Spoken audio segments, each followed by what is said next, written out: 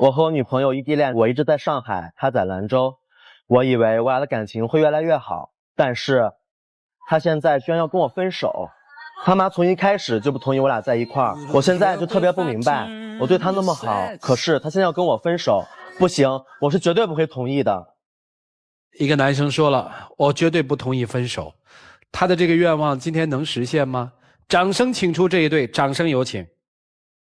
男嘉宾小哥22岁，来自甘肃，是一名 DJ。女嘉宾小蕊22岁，同样来自甘肃，是传媒助理。来，有请两位，有请。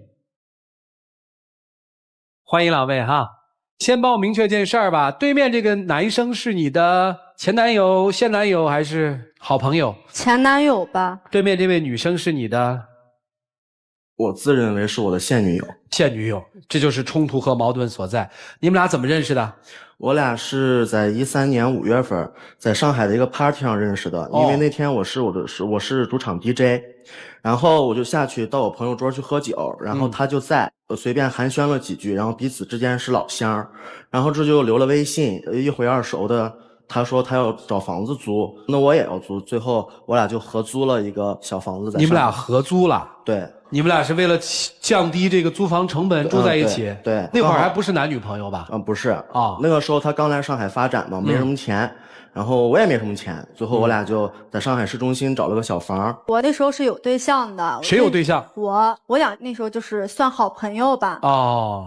然后我对象那时候他是在北京，然后我在上海，也是异地，就整天也就吵架嘛，最后就吵也就分了啊。分了那段时间，我心里也就比较难受，他就总安慰我。那他追你太便利了，一定是在生活上无微不至吧？我对他特别的好，他想吃什么我去学，我不会做我去学，他想吃什么给他做，爱吃什么给他做。我们是一星期发一次工资，然后发了工资我就留个吃饭的钱和打车钱，剩下的钱都给他。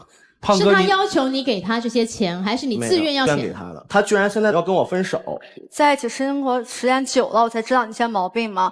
要不然你说我妈为什么反对我俩？你妈那不就是看了我的照片以貌取人吗？那时候是因为我俩朋友的时候，就是我经常在朋友圈发我俩的合照。我妈看了之后，她就觉得她一点都不正经啊。然后我妈那时候就我跟她是朋友的时候，我妈就不让我接触她。然后我妈就警告过我好多次。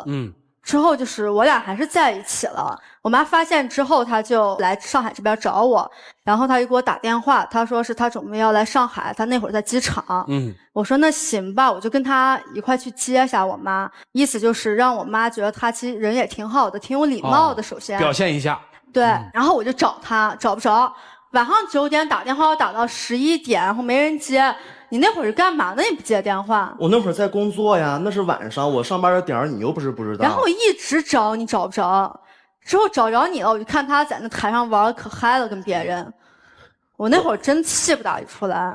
我那在工作，你知道吗，主持人？当时我在工作，他找到我，我正在台上打碟，他立马二话不说上来，把音乐立马关了，把机器也给我砸了，让所有的客人还有我老板全场盯着我俩看，你不觉得丢人吗？那怪我吗？我这不还为我俩着想吗？你为我俩着想，是你为我俩着想，为我俩着想以后，你觉得我还能回去工作吗？那你觉得你工作比我重要的话，你现在？我不工作，你妈能再认可我吗？那然后呢？那然后就让我妈在机场等咱俩1个半小时呀。1个半小时怎么了？当时姑娘提前跟你说没说人家的母亲要来上海？没说。当天你不知道有接机任务？对。所以你才去工作的？对。姑娘，你那脾气有点大哈，你也没提前跟人说，哪有现抓的呀？我妈她也没有提前告诉我，她也是突然一下。行，后来呢？后来之后就是在机场，就是我跟她最后还接我妈了。我妈见着她第一眼就很不喜欢。为什么？因为就是她穿着啊那些的，而且还让我妈，就我妈她觉得她没时间观念。我妈就特别反对，当时就要带我回家。那你没给母亲解释一下吗？说妈妈，你看。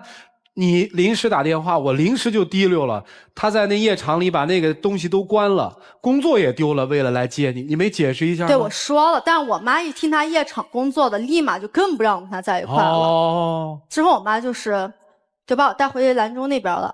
后来之后我就跟他商量，我俩就是瞒着我妈，我们就异地嘛。我跟我妈这边说分了，但我俩还是在谈啊。这个问题就出现了。啥问题？他上班时间跟我上班时间也是不一样的。他是白天睡觉，晚上上班，而我是白天上班，晚上睡觉。那怎么办？我俩就是联系打电话时间也很少。每次一打电话就开始吵架。有一次直接就是吵完之后半个月不联系我。那个时候你也在气头上，我也在气头上。像你说的，一接电话就吵，我有必要接吗？然后就让我最后联系你，我联系你还联系不到。我从早上9点开始给你打电话，打到晚上11点。我白天在睡觉，而且手机是静音。晚上呢要去上班。这个事儿过了之后就不说什么了。那我表姐的事儿算什么？你可别提你表姐了。你表姐是她让我照顾她表姐，行我就照顾，我就叫了我几个好哥们儿、好朋友，大家一起坐到那儿聚聚。她坐到那儿抖腿，你说抖腿像样吗？抖那个餐桌都在震。然后这我就不说什么，一直在忍，从头忍到尾。快结束了吧，饭也吃完了，大家都乐呵呵的，然后就准备走了。这准备走，刚抬屁股，他姐一个屁。就放了就放了呗，是放了我无所谓，我可以忍。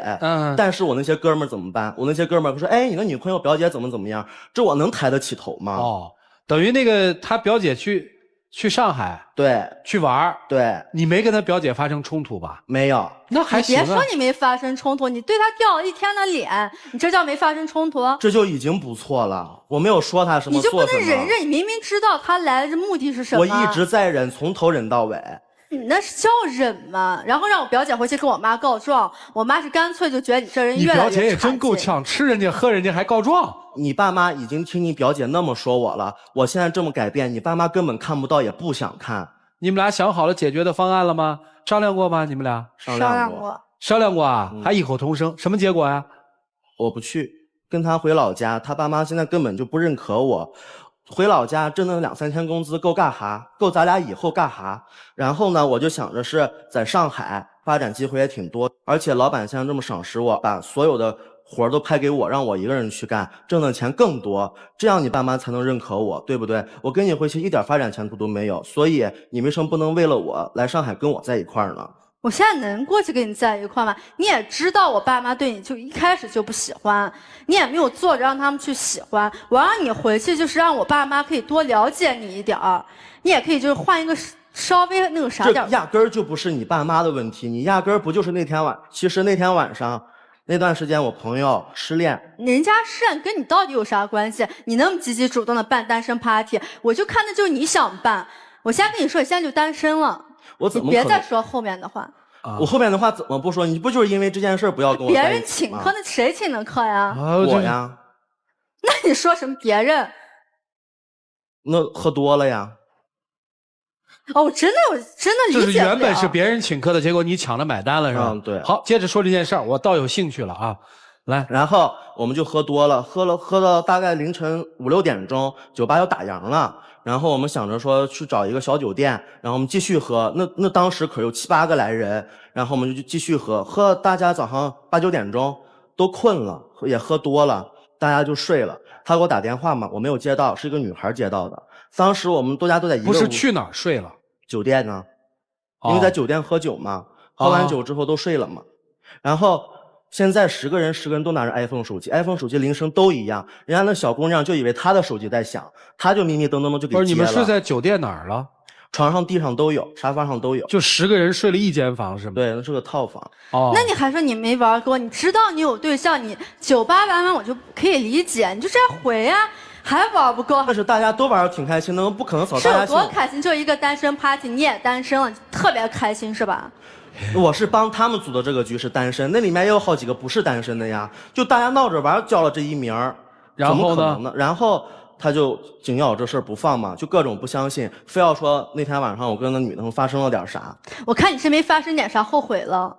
我怎么可能后悔？姑娘，你实际心里还有他是吧？爸妈是个借口，主要还是你心里不踏实是吧？对，真的是很不踏实。你还是希望他能跟你回老家。对，小伙子就觉得回老家经济上差点意思，未来怎么办是吧？对，因为没有未来的话，他父母就根本不可能认可我。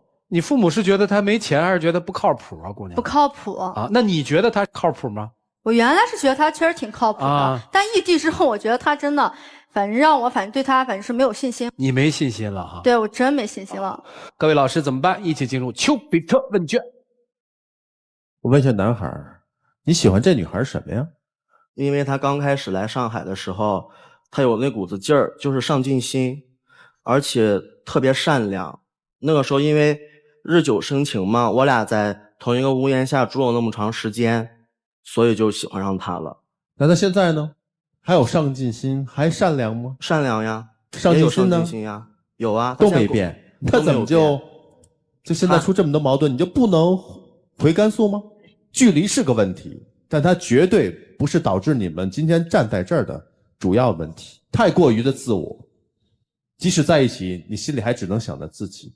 而真正能够让两个人在一起并且走得很长的是心中要有对方，为对方去着想，并不一定说你回到甘肃就是为他着想了，而真正用的行动，即使在异地，多沟通，多体贴，做出让对方放心的事情，做出让自己有原则的事情，才真正是为对方着想。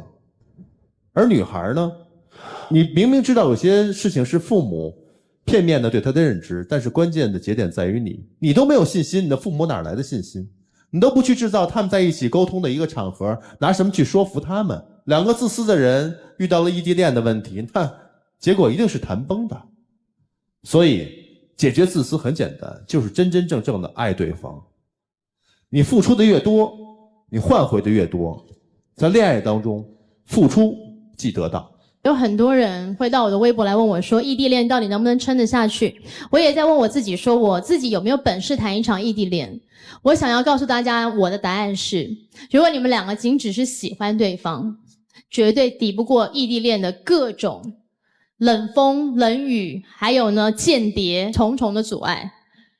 如果你们爱对方，才有可能突破千山万水的难关。我觉得如果你们愿意想一想对方的心情，你们刚刚的对话会完全不一样的。你们刚刚的对话，两个人讲出来的话都让我觉得超让人伤心的。你一定觉得现在是你不想分手，你还很爱他，想要挽回这段感情。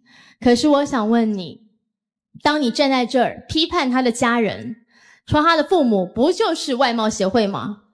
不就是因为我没钱吗？说他的表姐就是我最讨厌的那种女人。你有没有想过，当你公开的数落对方的家人的时候，你所号称还是现女友的这个女孩，她心里会作何感想？我也想问一下女生，你说如果她愿意跟你回去老家，还有可能开始，对吧？你说你去找她接你妈，是希望你妈对她印象好，因为你妈就不喜欢她，你妈就觉得她不靠谱。我只想问你，你有想过，当你一而再再而三的否定这个男人的时候，他心里作何感想吗？女人最常犯的一件错事就是，我们会把很多心里面的委屈变成一种反话。你很想念他，你就说，这么晚回来，你不死在外面啊？你希望他告诉大家他不是单身，但是你说出来的话是怎么样？所以单身派对只有你不是单身，你觉得很后悔是吧？你希望他陪你去接你妈是一番好意，结果你去把他的这个打碟的机器给砸了，你傻不傻你？对方会感觉到你爱他才怪吧？当我们爱一个人的时候，请把他的感受优先考虑。所以你们只要问问自己，还爱吗？还是只是希望对方爱我？谈到异地恋，大家可能第一个概念就是觉得两边是不自由的，但其实爱情本身就是不自由的。爱情是两个人自愿放弃自由走到一起，但问题是现在有很多人不懂这一点，左手要自由，右手要爱情，眼睛里还要盯着对方说我不给你自由，我们称之为自私的自由。当你坠入爱情了之后，你有责任对对方的家庭，不是说有责任，至少对他们要和颜悦色，基本的礼貌。你的恋爱的对象的父母你要尊重，你要争取他们的同意，争取他们的认同。爱情本来就是不自由的，哪有那么轻轻松松说啊，我想谈爱情谈得很爽，另外一方面我什么都不愿意付出。爱情有的时候恰恰是因为不自由才觉得难能可贵。我也有打碟的朋友，人家打完碟以后马上下了班就回家，人家该干嘛干嘛，该学习学习，没有说哪个打碟的一天到晚打完了碟之后就要几个人喝的醉生梦死。不要以这种工作为借口，每个圈子里面都有每个圈子里的人对于这份工作的理解。爱情本来就没有自由，如果你要谈恋爱，如果你要进入婚姻，对不起，你要告诉自己，我是名花有主，或者是名草有主，不再完全有我所谓单身的自由了，因为这里面其中有一种东西叫责任。如果你想到这一点，那么你即便爱得很辛苦，在辛苦的同时，我会觉得你很甜蜜。如果没有这种所谓的真正懂得自由的人，真正想要飞得更高的人，才知道自己真正自身的重量有多少。只有那些一天到晚异想天开，我想干什么就干什么的人，才根本就不懂什么叫做自由。所以说，如果女生跟男生今天不恋爱，充分给你自由，你天天就喝死拉倒，我相信你突然觉得那种自由不是自由，没人关怀，没人喊你回家吃饭，没人电话骚扰你，没有人短信挂念你，你会觉得这种自由一点意义都没有。所以说，不要给自己太多的自由。如果你想要绝对的自由，请你不要谈恋爱，就这样。在这段情感当中，客观的说，我真的不看好，但是我的不看好不来自于他是异地还是什么，而是我对你们两个人爱的方式不太看好，因为都不懂得心疼和宽容对方。剩下的时间留给你们自己，一起进入黄金60秒。如果说这一次的话，我要是换份工作，你爸妈还是能接受我了，觉得我靠谱了，我就跟你一起回去。我现在是觉得没遇到这么多事儿吧，我现在反正心里也挺乱的，反正我就想自己静一静，考虑一下吧。没话了？没话了。这个状态你想2个词，同一个状态，一个叫话不投机半句多，另一句话叫此处无声胜有声。男生提了一个特别有意思的一个话题哈，由此也看出来老师们说你们俩还都是真有点小自私。两位回去好好考虑一下，真诚的面对自己好吗？谢谢两位，请回。来，请关门。